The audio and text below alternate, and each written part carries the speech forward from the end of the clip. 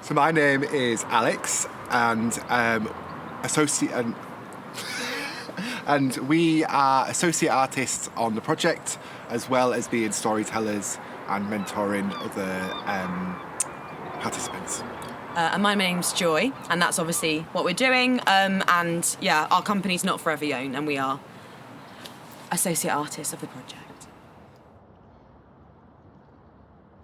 So we were commissioned to do some work with Sidewalk, which is a youth project in Scarborough, and to deliver some LGBTQIA+ workshops with young people. And in those workshops we had a lot of conversations, and honest conversations, and gave them a safe space to talk about how they felt about being a young person, but also an LGBTQIA+ young person in Scarborough.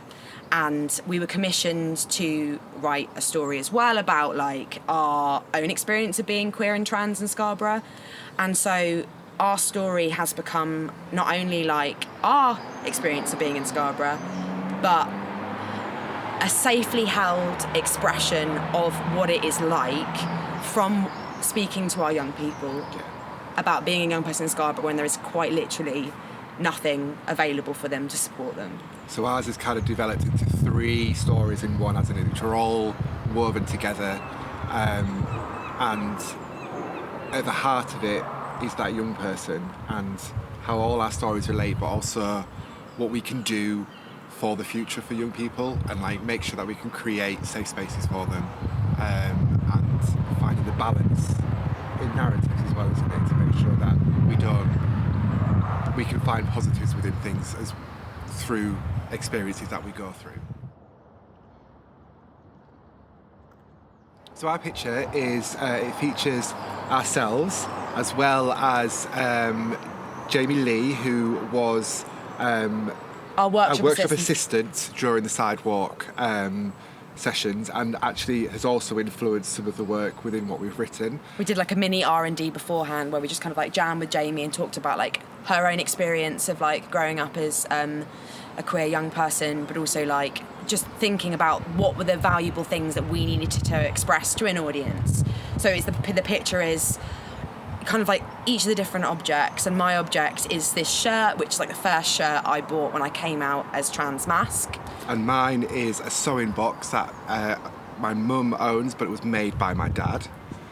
And Jamie Lee was using a jumper. It's like a white jumper, so it's kind of like, it's almost like there's nothing being held in a way. And I think that's the thing, is that we want to hold our young people in a kind of like safe space way, but that's not necessarily happening. But the picture itself, I personally think, makes us look like we're in a Swedish pop band. And I think it looks like we're the finalists for the Sewing Bee.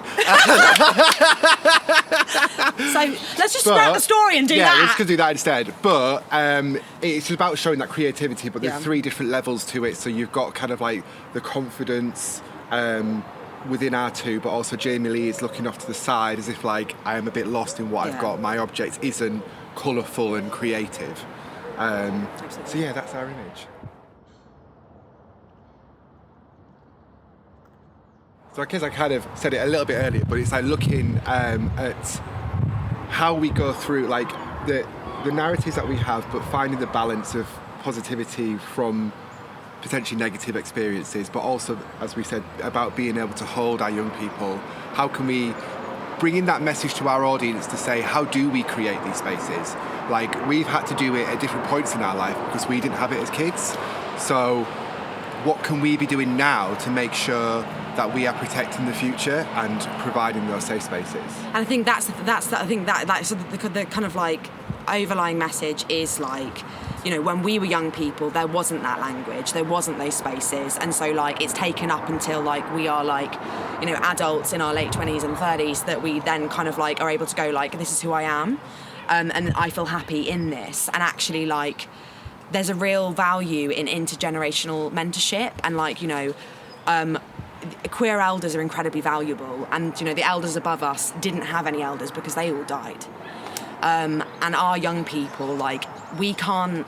I think if you're not an activist when you're part of a marginalised group, then you're complicit. Yeah. And I think it's really, really, you should be wanting to lead the next generation after you a better situation. And so I guess like the message is that there should be a safe space in Scarborough for queer and trans young people, and also that there is a community here. Like, we're so hidden, we're so everywhere, but there's so many of us. We're everywhere, and we're part of the community. Because our stories are actually ending us finding our chosen community and our chosen family, and that actually we come together in those and we bolster each other up, we hype each other up. Absolutely. To make sure that we can be authentically ourselves. Yeah.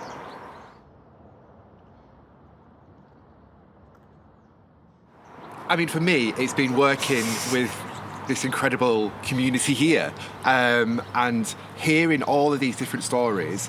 And from week one, when this group of people came together and they were very shy and quiet, and they were like, some had ideas of what their stories wanted to be, some didn't. Some were like, oh, I'm not a writer, I'm not this, to all of a sudden coming into sessions now, and just these stories have just evolved into, they're just all incredible people in their own right, and they all have these amazing stories to tell, and they're all so incredibly creative, and they didn't think they were, but they so are, because everyone is. And I think that is it. Like, and I've felt so emotional at so many points at our participants, at them. Nah, I'm just crying at you. But like because of them, because like they are being so open and just so utterly brilliant. But also like there are some of the young people who I'm just like, I am so proud of you, because you are utterly magnificent, and like you have a voice and you're using that voice to express in a way that like I don't think I could have ever done at that age. And so I think that's really valuable, and I just think that's utterly brilliant.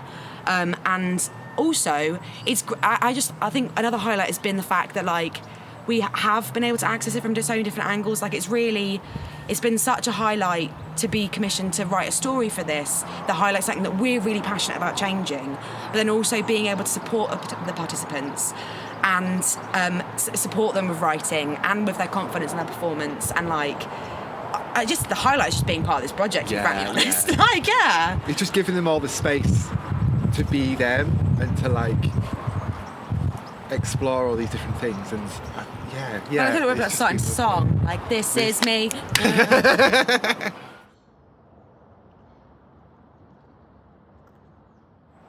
It's been.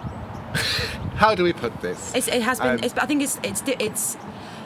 Whenever you work with the community, there are always going to be some situations where there are safeguarding issues, and when some people need extra support, and sometimes that extra support can be met with like not antagonism, but like almost like defensiveness. Yeah. And I guess like there has been some situations where like, and we just want to support people. And I think actually, although that has been a challenge, I have seen.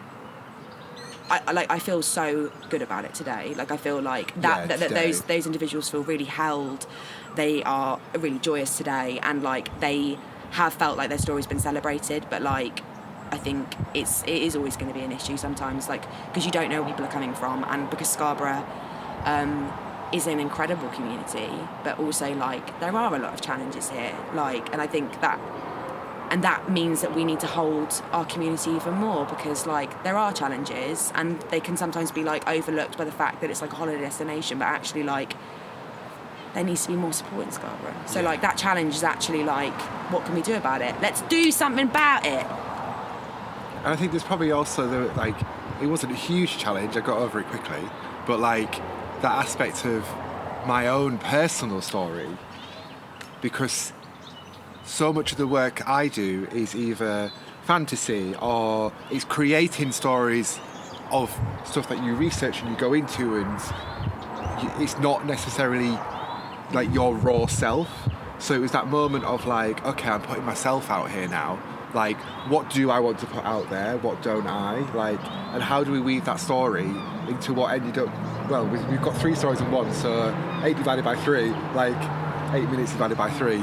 It's such a small amount of time that it's like sometimes it was like too much, and we were trying to rein that back. But do you know what I mean? Like that also gives you an extra level of depth as in empathy as like a story mentor, because like our participants, like, they're having to share personal stories that they've never had shared before. Yeah. Like, our jobs are being theatre makers. So, like, it's incredible personal growth for you, but also it gives you that, you get it. Yeah.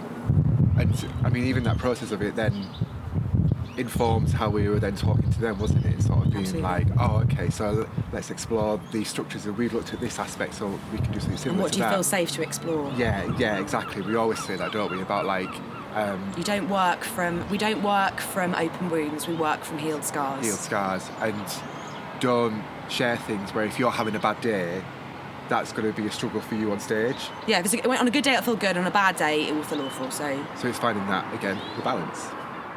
Yeah.